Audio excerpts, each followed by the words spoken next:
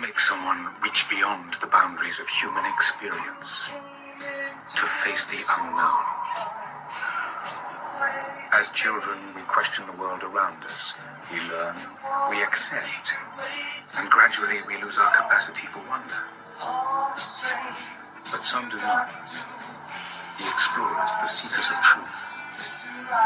It is these pioneers who define the future of mankind. We're here at Parafest 2020, and it's starting to fill up, and pretty soon we'll have our moderation that should be great fun, and we'll continue from there. But yeah, so this one. This I found out in Sawyer Pond. That out there. No, nothing to make a cast with. There's my knives in the middle of it. That was out on Sawyer Pond Road. Over by Livermore, that ghost town I was talking about. Yeah, Jess is going to be going to visit a ghost town. But yeah, it's like right on the brick. I wish the video goes further.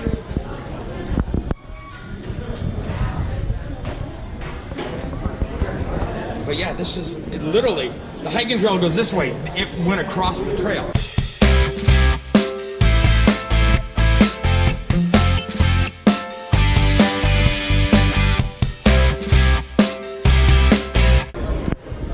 And I just happened to be walking, like, what the hell is that? Couldn't find any more tracks, got looking around. Well, it's the perfect place for it. Oh yeah. But the funny thing is it's a video before this or after this.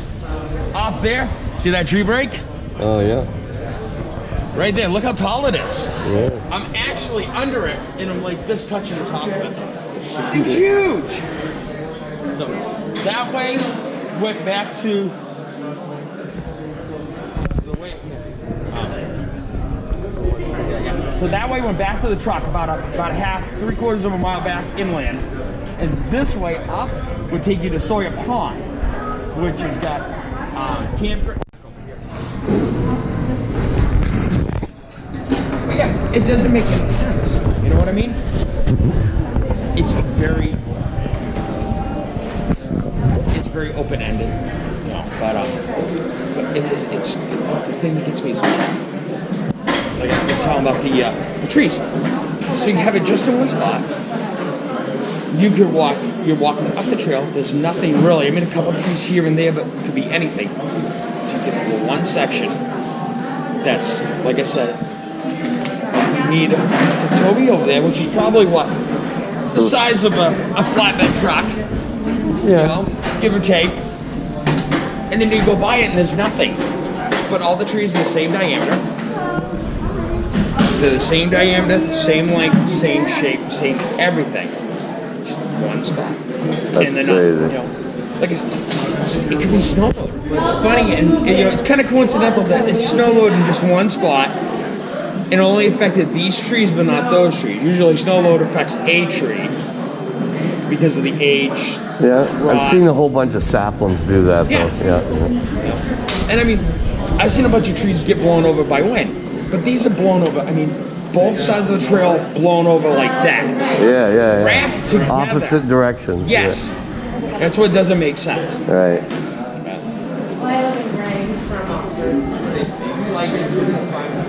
Oh, you ought to see that. Right. Like my big buddy. Hey, my kids got me that for Christmas. Yeah.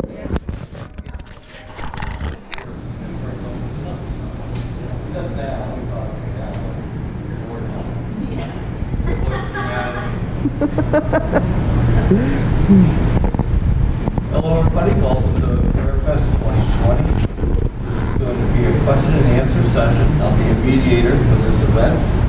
I'll introduce the panel. First of all, we have Matt. He is from Paranormal Buzz Radio. Right beside him we have Jackson, who's from the Maine Paranormal Society. And he's in the the TAPS family of investigators. Next to him, we have Jay Brother, regular. I mean, you definitely want to go into it with, you know, realizing that there's a lot that could be unexplained, especially if you're going to a place that's rumored to be haunted and stuff. But you definitely have to, that's where it comes down to using a lot of different devices, seeing how they interact, if you can get correlations between more devices going off at the same time to match the activity, stuff like that. I mean, you definitely want to be skeptical, but I mean, because it's fascinating, and you do want to see those, you know, spirits and cool stuff like that happening. But you know, you also have to have kind of a level of mind when it comes to it. Okay, very good. So Missy, do you think that spirits come in different sizes, or is everything basically seems to be about the same? I believe that there's all different shapes and sizes. Same thing across the humans, and I feel like it's different types of energy and different types of stuff. I mean, take on different types of forms and shapes and sizes, different than maybe natural like.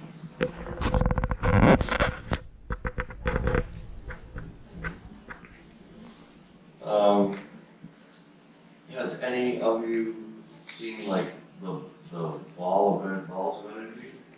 You have all seen it? Yeah. The what? I've seen it more More color? Oh, that's interesting. It's supposed to. Oh, I see what you mean. Like an aura.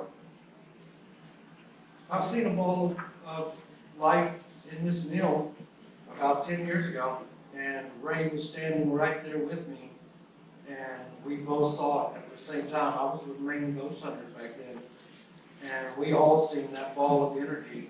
Only one I've ever seen in my life, and it was maybe 20 feet away, and everybody standing there seeing it, and we were dumbstruck. I mean, I swear it was at least 25, 30 seconds before the first person even said, you know, and it's just like you held your breath because it was so unbelievable that it even happened. Right. And I've only seen one. Only seen one, okay. I'm gonna start with Luke. Do you feel that these entities have personalities? Definitely. I think, you know,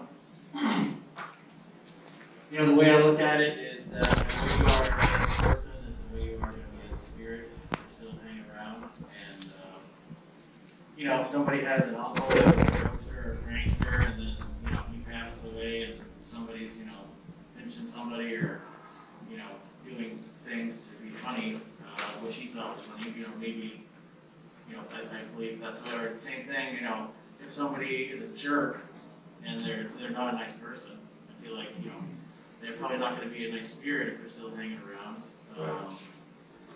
And so that's the way I look at it. And,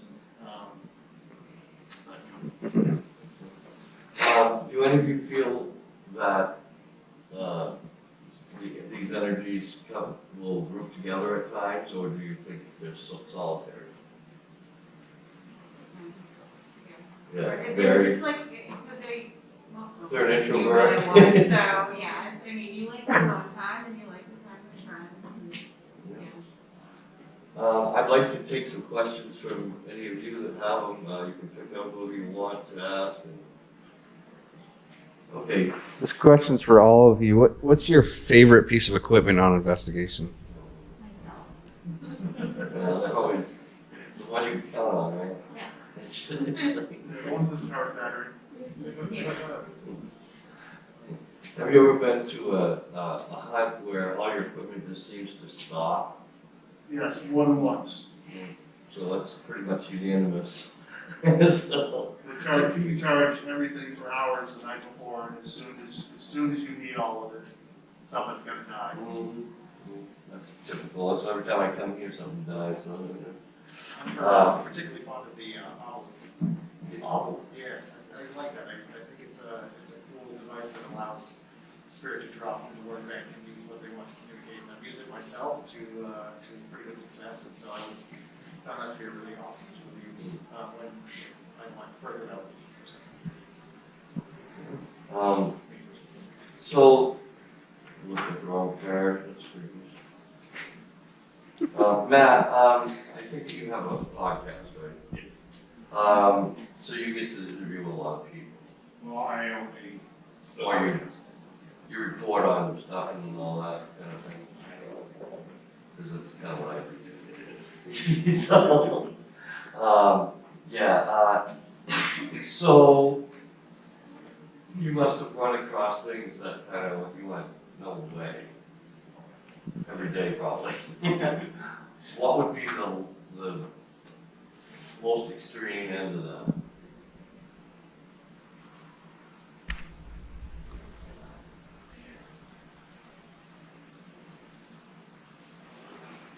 There's so many.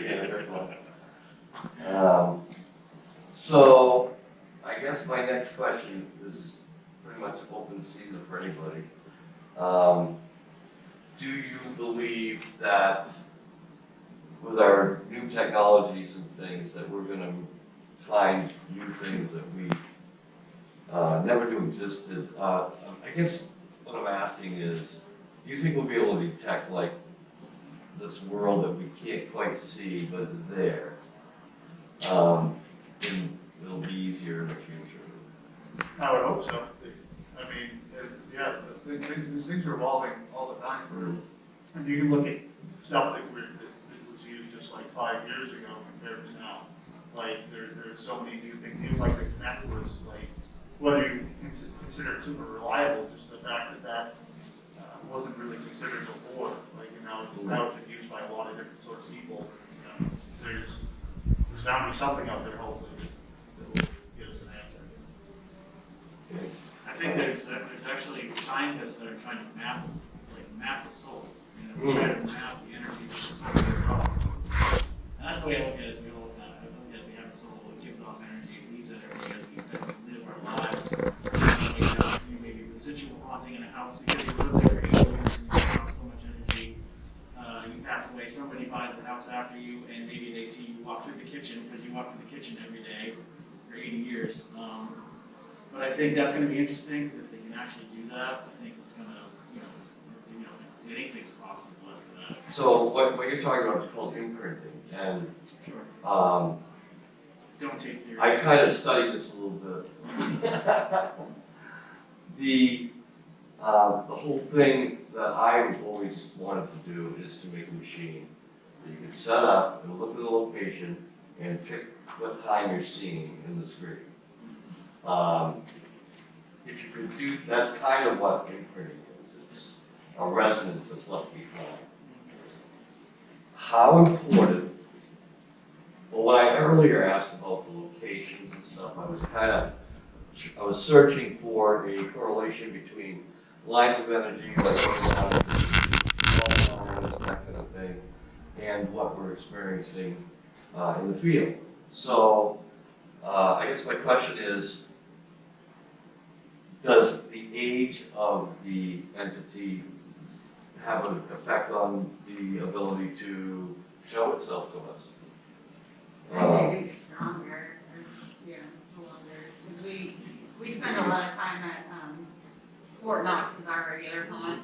We do ghost tours there regularly, and so we've kind of got to know the spirits that are there. Some of them are residual, some of them just walk through the halls and slam the doors, and they don't really talk to us. Others will touch butts. So you never know, but yeah. Okay, does anybody in the audience have any questions for these folks? Can I just add real quick to that last Yeah, absolutely. On a mediumistic level, like, I've had many readings where people have passed and they've come through in less than 24 hours. Oh, Then again, on the reverse hand, I've had people that have not come through and they're kind of doing different things in the spirit world, like maybe they're healing their own souls, like you were talking about, or healing themselves. So I think it definitely depends on an individual basis on like the spirits that we love to transition to the spirit world as well. Like, they can come through very fast, but they can also not. Like, you know what I mean? Right. Do you think that some people don't even know where they are really? I think that there are definitely cases where people aren't aware that they've passed. Like, they're like in a sudden thing, and I think that could also cause more residual energy to stay in a certain spot. Right. Because they didn't know. It was so sudden, it was so fast, or maybe that they were so rooted and grounded into the physical existence that once they're there, they're like, I'm not going anywhere. why isn't anybody listening to me? Not like they did when I was here, but why even more so now, you know? Okay, I'd like to add to that as well. yes. I think that personality has a lot to do with it. Like, if you have a strong personality, strong character of an individual, like that would, I think that would manifest a lot more on the spirit side of things as well. They'd be much more assertive and much more likely to, try to make contact with someone one way or another as well.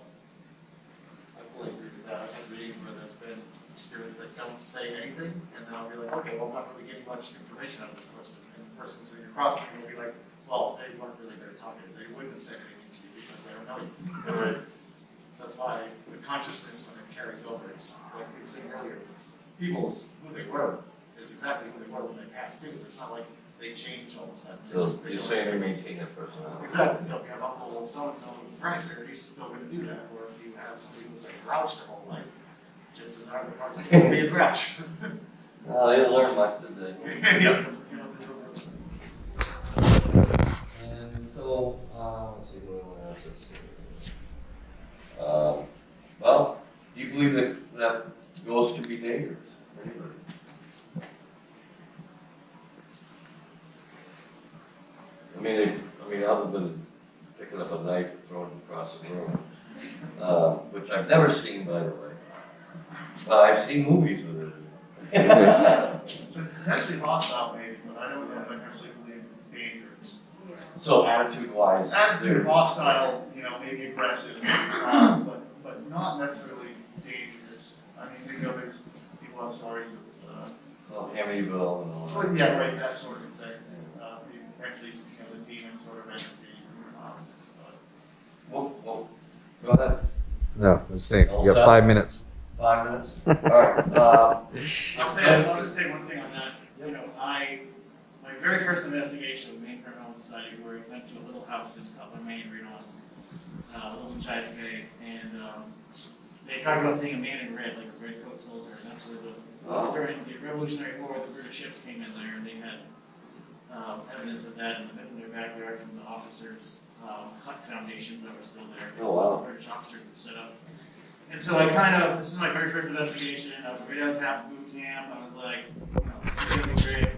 So I said something like, this, we don't believe in tyranny anymore. We don't believe in kings. And so later on that night, I was slapped, basically. I mean, and it wasn't something that really hurt me, but it was something that startled me enough to be like, okay, so I do think that they can, do things like that, but, I don't know about, throwing somebody out the window or. Something like that must take an extreme a lot of energy for them to do. Oh, yes, I was completely off guard too, so it was the perfect moment. I think there's also a level of personal responsibility when it comes to interacting with these things. Oh, If yeah. you are mentally compromised in some certain ways, it might be easier for them to access that part in your energy field. Oh, If you go in so there you go confident, way in. right, so like it's almost like you're inviting this thing in to manipulate or hurt or anything like that. Obviously, as investigators, when we go to places, we are opening ourselves up. We're like, no, please show me something. So in that sense, we are able to pick up being scratched or slapped or wherever in the face or the bum.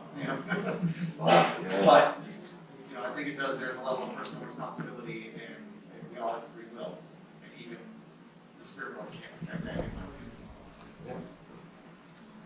Well, folks, I think that's about it for us, unless anybody has any closing statements.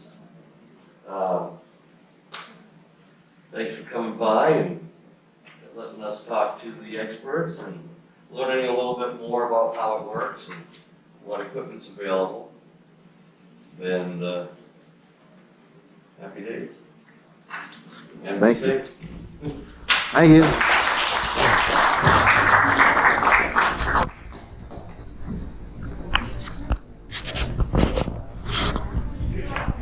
Winner, winner.